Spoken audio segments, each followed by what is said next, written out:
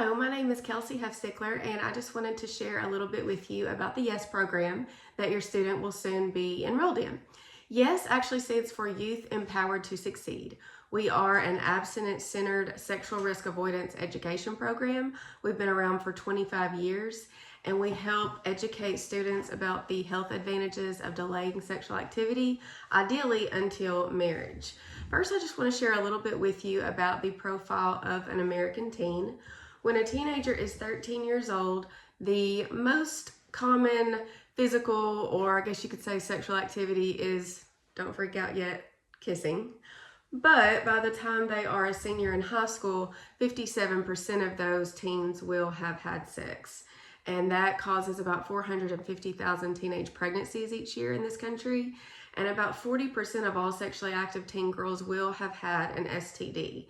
These cause real concern for us as parents and as Americans and as members of a society, because those things can cause a lot of problems for our kids and their futures.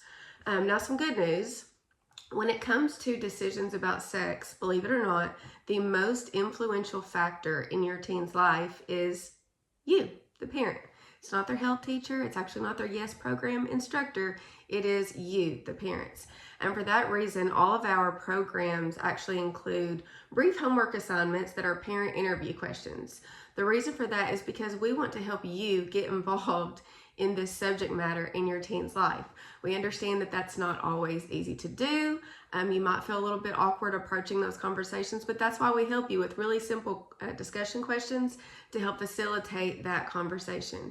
It's really essential that you get involved in this subject matter in your teen's life and don't just leave it to their health educators. Obviously, there's a lot of different reasons why teens have sex. Hormones are a big part of a teenager's life. A teen boy may have 5 to 7 testosterone surges a day, but in our programs, we talk about self-control. We talk about keeping yourself out of tempting situations and how to handle those types of feelings when they come on us. Of course, media is a big pressure for teens, and whether that is movies or Netflix shows or songs on the radio, most of it pushes that sex is casual. And so we will counter that message in our programs. We teach about the truth and the reality and the consequences that can happen. Peer pressure is another big source of sexual pressure for teens, and it has been since we were in high school, since our parents were in high school. But we will teach teens in our classes how to deal with those pressure situations. We teach refusal skills. We teach what to say in those types of situations. We also talk about how to choose your friends wisely, because that's very, very important. Now, a new type of pressure that a lot of our teens are facing today is the pressure to sext. That means to send a nude or partially nude photograph electronically. This has become a very common practice among teenagers today. About 31% of 11th graders have participated in this activity. And honestly, that depends on the source that you look at, because some sources actually say that number is much, much higher.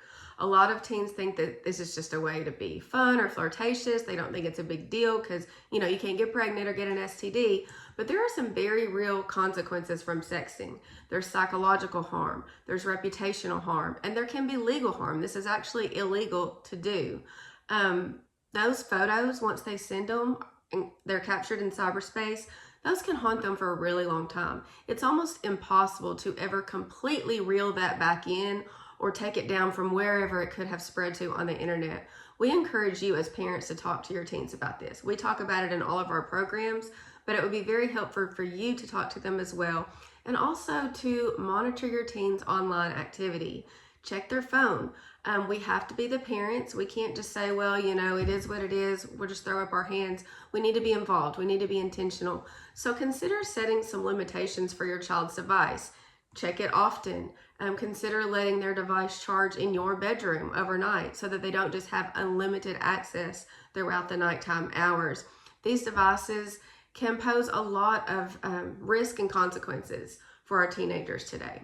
Another source of sexual pressure for teens is alcohol. We talk about alcohol in all of our programs because teens who drink alcohol are 7 times more likely to have sex than those who don't drink. We also talk about relationship pressure.